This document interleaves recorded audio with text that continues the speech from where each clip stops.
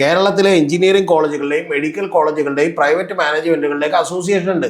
അവരൊക്കെ പിരിച്ചു കൊടുക്കുന്ന ചില കാര്യങ്ങൾ അതൊക്കെ മേടിച്ച് കയ്യിൽ വെക്കുന്നത് കൊണ്ടും ചില ചെറിയ തോതിലൊക്കെ വിഭവസമാഹരണം നടത്തുന്നത് കൊണ്ടൊക്കെയാണ് ഈ പറയുന്ന രീതിയിൽ നമ്മുടെ ഈ വിദ്യാഭ്യാസ രംഗം താറുമാറായിക്കൊണ്ടിരിക്കുന്നത്. അല്ലാതെ ഇതിൻ്റെ പിന്നിൽ ഉള്ളത് വളരെ നിഷ്കളങ്കമായി ഞങ്ങളിത് ചെയ്തു, അയ്യോ കോടതി സമ്മതിച്ചില്ല എന്നൊക്കെ പറയുന്ന പോലെയല്ല.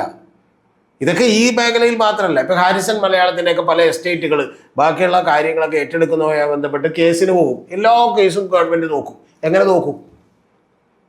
ഈ തോക്കലൊരു അഡ്ജസ്റ്റ്മെൻ്റ് ആണ്. അതായത് കോടതിയിൽ നിന്നൊരു വിധി കൂടി കിട്ടുമ്പോൾ അവർക്ക് അതിൻ്റെ പുറത്തൊരു ബൈൻഡിങ് ആയി, അതായത് ഇത് ഞങ്ങളുടെ സ്ഥലമാണ് എന്ന് പറയുന്ന കൃത്യമായിട്ടുള്ള ഒരു രേഖ അതിൻ്റെ പുറത്ത് എന്ത് ചെയ്തിരിക്കുന്നു, വന്നിരിക്കുന്നു.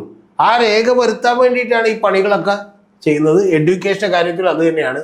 അല്ലാതെ മിക്ക ആളുകളും പറയുന്ന പോലെ അയ്യോ ഈ പ്രോസ്പെക്ടസ് തയ്യാറാക്കിയപ്പോൾ ഇത് ചേർക്കാൻ വിട്ടുപോയി, പിന്നെ റിസൾട്ട് വരുന്നതിൻ്റെ തലേ ദിവസം മാറ്റം വരുത്തി, ഒന്നുമല്ല.